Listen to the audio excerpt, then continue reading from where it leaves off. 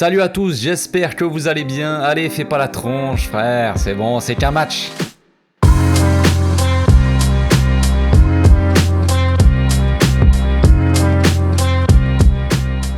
Au passage, n'hésitez pas à vous abonner, liker et commenter, c'est le meilleur moyen de me soutenir et ça fera plaisir à tonton. Aujourd'hui, vidéo tranquille ou pépouze, on va pas se prendre la tête, hein. Y a pas grand chose à analyser comme je le disais hier. C'était un match sans, hein.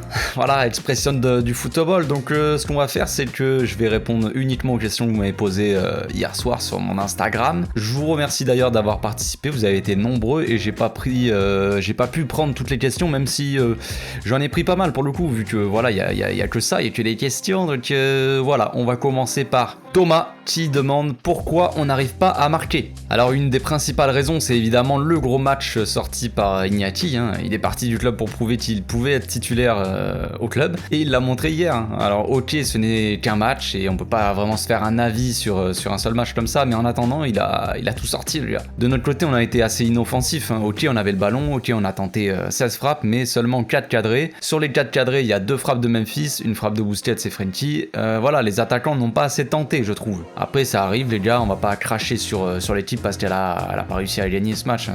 Ça arrive, on s'est beaucoup enflammé mais ça reste une équipe qui doit encore bosser beaucoup de choses et qui est en reconstruction. Les équipes qui passent leur temps à défendre nous ont toujours posé des problèmes, même à l'époque de Guardiola, alors que sur le terrain il y avait quand même des monstres. Donc voilà, on n'a pas trouvé la solution sur ce match, ça viendra la prochaine fois, voilà, il faut continuer à bosser, c'est tout. Boobs Dia qui dit quelle déception, nous sommes pas trop enflammés avec ce Barça.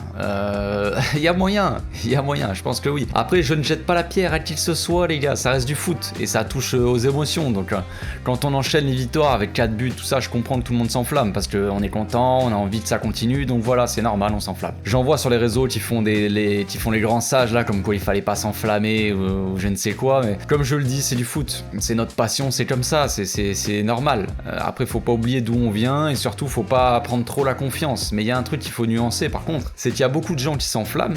Ça, je le comprends, comme je l'ai dit. Mais ce que je comprends pas, c'est qu'au premier faux pas, les gars, ces mêmes personnes tombent sur l'équipe, direct. Alors c'était, on est les meilleurs du monde, on va taper le Bayern, et le lendemain, genre, on fait un 0-0 contre Galatasaray, on est bidon, on sait pas jouer. Non, ça ne marche pas comme ça, ce n'est pas tout blanc ou tout noir, c'est comme ça peut arriver de souper sur un match, ça peut arriver qu'une équipe elle joue que la défense et qu'on n'arrive pas à marquer, c'est déjà arrivé plein de fois comme je l'ai dit et ça arrivera encore. Comme je l'ai dit la semaine dernière, l'équipe s'améliore et propose de belles choses, mais voilà, il y aura toujours des matchs qu'on ne gagnera pas, des matchs sans ou alors on se sentira impuissant comme hier. Ça n'empêche pas que l'équipe bosse bien et continue de s'améliorer et d'apprendre. Xabi aussi apprend tout ça. Pour moi il est l'homme de la situation clairement, mais ça reste un jeune coach encore qui apprend, même s'il fait du très bon boulot je trouve. Bref, l'équipe avance, mais faut pas être trop confiant et croire qu'on peut battre n'importe qui du jour au lendemain, c'est tout, c'est comme ça. Alexandre Saucé Garcia qui demande ça va mieux ta jambe, tu joues quel poste? J'ai rien à dire sur le match.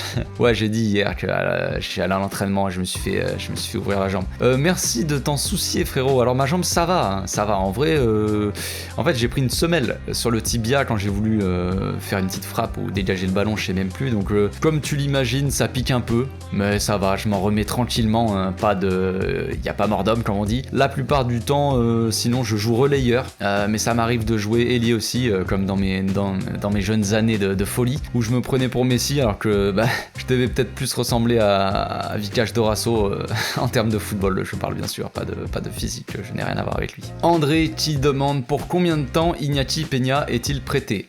Il est prêté jusqu'à la fin de la saison, et si tout se passe bien, il devrait revenir à la baraque à la fin de la saison et il devrait avoir un rôle normalement plus important la saison prochaine, j'espère en tout cas. Il a voulu partir pour avoir du temps de jeu, progresser, c'est mieux pour tout le monde, c'est bien pour lui. Si tout se passe bien, Neto devrait partir à la fin de la saison, j'espère en tout cas.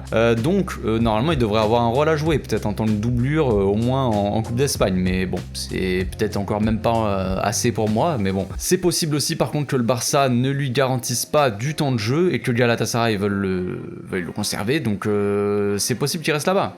C'est possible qu'il reste là-bas. Le joueur est comme tout joueur de foot, les gars, il veut jouer tout simplement. Et si le Barça ne lui garantit pas ça, il ira voir ailleurs. Kataps qui dit Xavi a mis une attaque de départ qui manquait d'automatisme et ça s'est senti. C'est fort probable. J'en attendais plus de la relation Memphis-Ferran. J'étais un peu déçu. On les a pas vraiment vus combiner, mais il y avait pas que.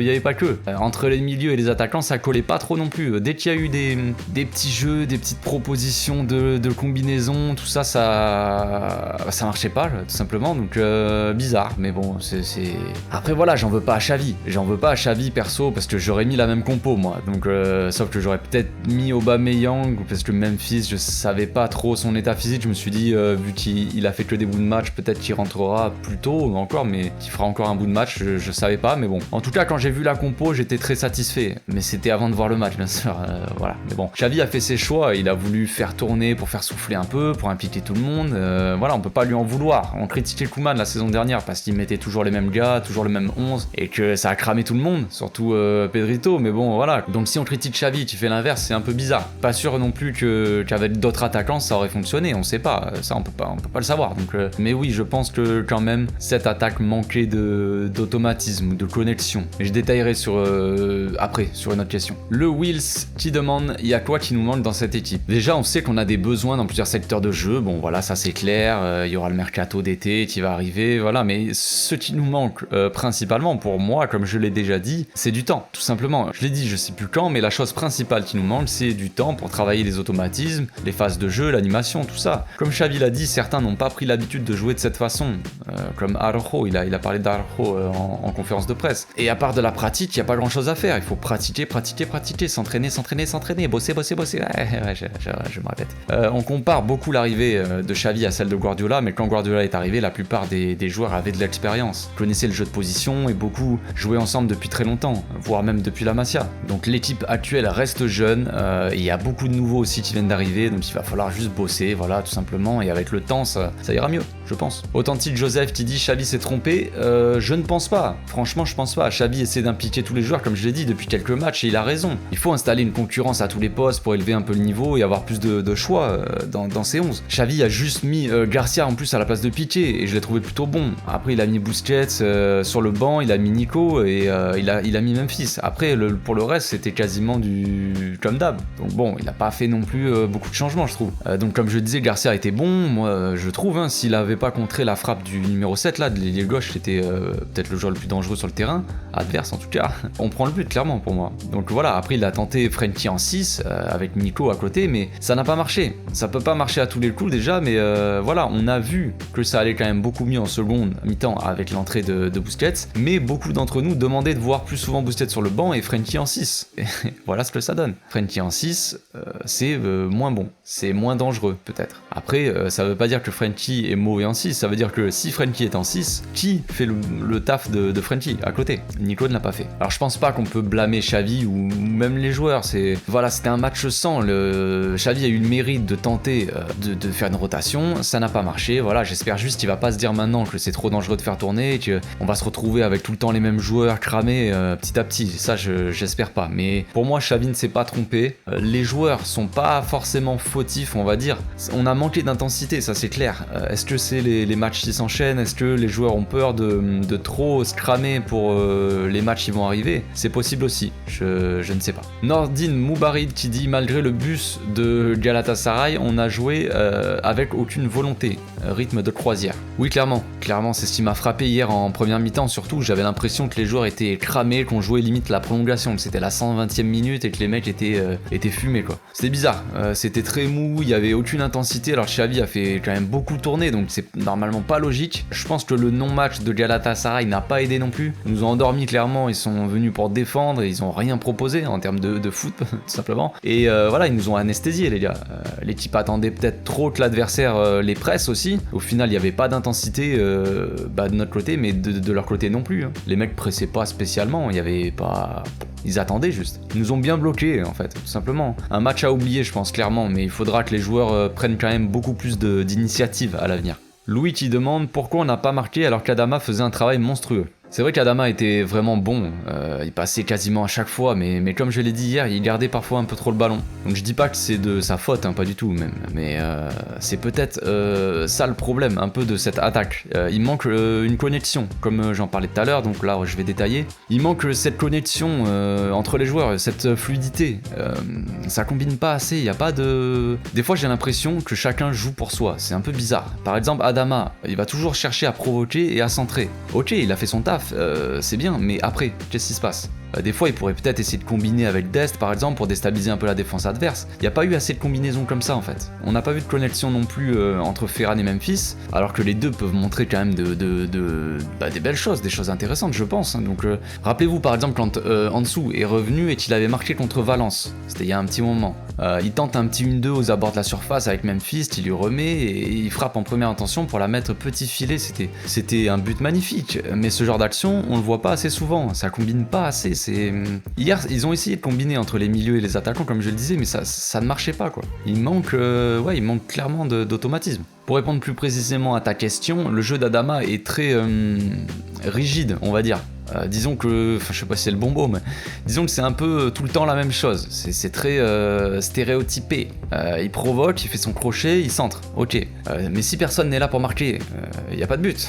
C'est un peu con dit comme ça, mais c'est sûrement beaucoup plus compliqué, beaucoup plus complexe. Ce n'est pas aussi simple en tout cas, mais dans un premier temps, si t'as pas un gars devant qui sent les coups et qui est bon de la tête, c'est difficile. Après, je vous préviens, loin de moi l'idée de critiquer Adama. Hein, je connais, j'en connais certains qui vont me tomber dessus au moindre truc que je dis, mais calmez-vous. Buvez un verre d'eau, un petit café les gars, un petit thé, une tisane, je sais pas, mais bon. Bref, oui, il est très bon, et c'est impossible de le stopper, mais hier, ses centres, c'était pas dingue non plus. Alors, est-ce que c'est un manque de précision ou un manque de gars à la retombée, on va dire, mais même, il y avait beaucoup de centres au second poteau, là où il y avait personne, donc compliqué, je ne saurais pas dire. Il a beaucoup tenté, ce qui est bien, ok, ça c'est un fait. Il a fait 13 centres, mais il en a réussi 2, voire 3. On va dire que 3, parce qu'il y en a un qui a été repoussé par la défense, mais il est revenu sur Alba qui a failli marquer là sur sa reprise de volée, demi-volée du droit. Là. Donc sur tous ses centres, il en a réussi 3, et 2 ont été dangereux seulement. Donc voilà, c'est pas une critique, c'est juste un constat, je précise quoi. Ça veut pas dire qu'il est bidon, c'est juste hier, il était peut-être en manque de réussite. Après peut-être qu'avec un Luc par exemple, qui est quand même meilleur de la tête et qui est plus grand, qui chope les ballons, peut-être que ses centres auraient été plus dangereux, je ne peux pas vous dire comme ça, on ne le saura jamais, mais en tout cas, c'est bien. C'est bien qu'il soit là pour tenter autant, parce que si Adama ne tente pas comme ça, il n'y a pas grand chose sur le terrain, donc je vais pas le critiquer pour ça, mais voilà, attention à pas juste forcer le truc, je dribble, je centre, oui, mais des fois, varie ton jeu, c'est ce que je disais aussi hier. Adama, frère, si tu m'entends, varie ton jeu, tu peux faire des combinaisons, il est très rapide, fais des 1-2, fais des trucs, des fois il y a des gens qui lui proposent, comme De Jong lui proposait souvent et il voulait pas la passer la balle. Hein. Quand il faisait des passes, la plupart du temps, c'était juste une passe en retrait. Il n'y avait pas de vitesse. Il n'y avait pas de... Il pourrait très bien accélérer. Tente un 1-2, il accélère avec la vitesse qu'il a. Voilà, bon, bref. Il y a des choses à améliorer. Ensuite, il y a Foot Côte d'Ivoire qui dit « Ça fait 3 matchs et un seul but encaissé, tu trouves pas qu'on s'est amélioré ?» C'est fort possible, oui. Comme je l'ai dit, l'équipe s'améliore petit à petit, on arrive mieux à défendre avec le ballon, même si hier on a quand même eu pas mal de pertes de balles assez bêtes, hein, mais on s'améliore. On tient bien le ballon, ce qui empêche l'adversaire d'être trop dangereux aussi. Sur les 3 derniers matchs, on a eu quasiment 70% de possession du ballon, alors que contre Naples, par exemple, pour donner un petit exemple, sur le 4-2, on avait 55% de possession. Donc ça a probablement aussi un rapport. Ter Stegen n'a pas vraiment été mis en danger et ça c'est pas plus mal parce que comme d'hab on sent qu'à la moindre frappe ça peut faire but, pas rassurant pour un gardien. Donc est-ce qu'on s'est amélioré? Oui, de toute façon l'équipe s'améliore les gars, c'est pas parce qu'on fait 1 ou 2 mauvais résultats comme ça qu'on s'améliore pas. Comme je l'ai dit, l'équipe continue à avancer, on ne gagnera pas toujours mais on s'améliore, c'est tout. Il y a encore peut-être quelques matchs ou en début de saison, peut-être qu'on aurait gagné, mais peut-être aussi qu'on aurait pris un contre et on aurait perdu ce match. Qui sait? Ensuite, on a Liam qui demande un bon travail d'analyse de Torrent. Fort probable, on sait que Torrent connaît très bien notre jeu, donc il sait comment l'anéantir. Xavi disait avant le match que c'était un bon ami à lui et qu'il était venu aux entraînements d'Al Sadd pour voir Xavi, pour voir comment il s'entraînait, tout ça. Donc il nous connaît très bien, je pense.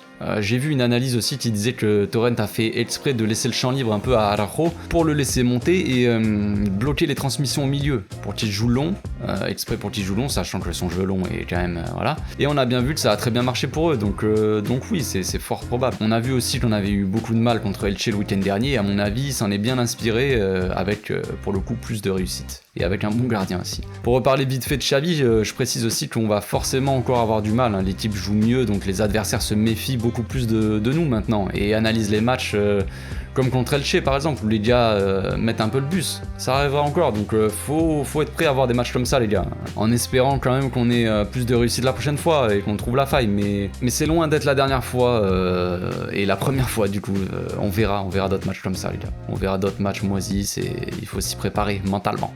Soyez forts. On finit par une question de Soso qui dit Iñaki Peña est-il meilleur que Ter Stegen? Donc vous avez été nombreux à me parler d'Iñaki évidemment, donc j'ai pas pu prendre toutes les questions de tout le monde, ça se répétait un peu, mais voilà, je vais essayer d'y répondre à tout le monde sur cette question.